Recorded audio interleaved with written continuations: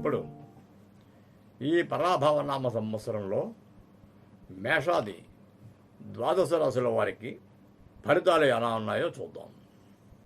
వృశ్చిక రాశి వారు విశాఖ 4వ పాదం, అనురాధ 1, 2, 3, 4 పాదములు, జ్యేష్ఠ 1, 2, 3, 4 పాదములు తో నా, నీ, ను, నే, నో, యా, ఈ, యు ఈ అక్షరములతో మొదలైన పేర్లు గలవారు ఈ రాశికి చెందెదరు.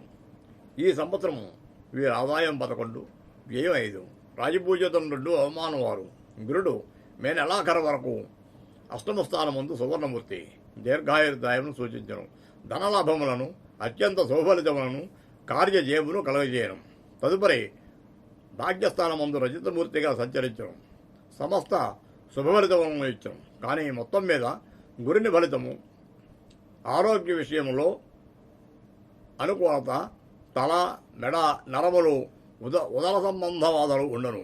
కానీ ఆర్థిక విషయాలలో ధనవృద్ధి, ఆయుర్వృద్ధి, ఆపదల నివారణ, అన్ని రంగములలోనూ పురోభివృద్ధి, విద్యార్థులకు ఉన్నత విద్యలో ఉత్తీర్ణత, విదేశాలలో స్థిరపడే అవకాశాలు, క్రీడలు, పరిశోధనలలో రాణింపు సూచిస్తున్నాయి.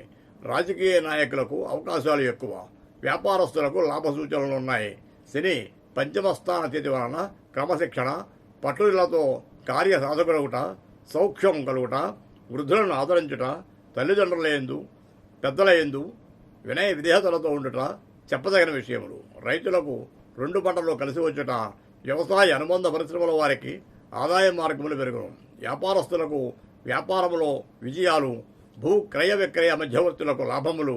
డిసెంబర్ 5వ తేదీ వరకు పంచమ ఏకాదశ స్థానములందు తామరమూర్తులుగా సామాన్య ఫలితములు.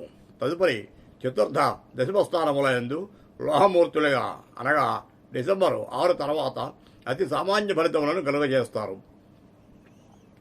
స్వస్తి ప్రియాప్య పరిపాలయంతాం న్యాయేన మార్గేణ వృతం మహేశః గోబ్రాహ్మణేభ్యః సోమస్తు నిత్యం లోకాః సమస్తాః సుఖినో భవంతు.